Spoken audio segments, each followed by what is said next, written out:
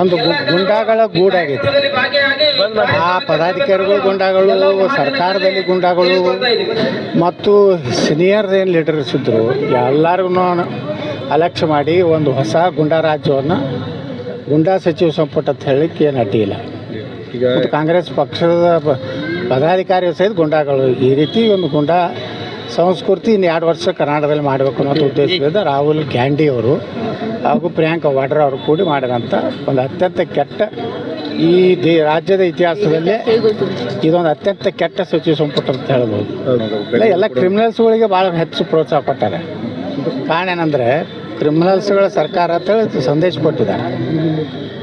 ಸ್ವತಃ ಮುಖ್ಯಮಂತ್ರಿಗಳ ಆದಿಯಾಗಿ ಎಲ್ಲರೂ ಭ್ರಷ್ಟಾಚಾರ ಪ್ರಕರಣ, ಗುಂಡಾಗಿರಿ ಪ್ರಕರಣದಲ್ಲಿ ಇದ್ದವರೇ ಎಲ್ಲರೂ. ಈಗ ಯಶವಂತರಾಯಗೌಡರು ಕೂಡ ಸಚಿವ ಸ್ಥಾನ ಸಿಗಲಾರ್ದಕ್ಕೆ ಅಸಮಾಧಾನ ವ್ಯಕ್ತಪಡಿಸಿದ್ದಾರೆ. ನೋಡಿ, ಇವೆಲ್ಲ ರಾಜೀನಾಮೆ ಕೊಡೋದೆಲ್ಲ ನಾಟಕ ಇದೆ. ಅವೆಲ್ಲ ಧೈರ್ಯ ಮಾಡೋದು ನಾಟಕ. ಒಂದು ಶಾಸಕನಾಗೋದೇ ದೊಡ್ಡ ದುಸ್ತರ. ಸುಮ್ಮನೆ ಏನೋ ಅಂಜಿಕೆ ಹಾಕ್ಲಿಕ್ಕೆ ಮಾಡ್ತಾರೆ.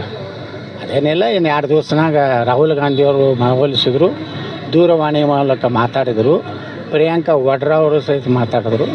ಅಲ್ಲಿಂದ ಖರ್ಗೆ ಅವರು ಸಹಿತ ಒದರಿದ್ರು. ಅದಕ್ಕೆ ನಾನು ಪಕ್ಷದ ಶಿಸ್ತಿನ ಸಿಪಾಯಿ. ನಾನು ಸೋನಿಯಾ ಗಾಂಧಿಯನ್ನು ಭಾಳ ನಂಬಿದ್ದೇನೆ.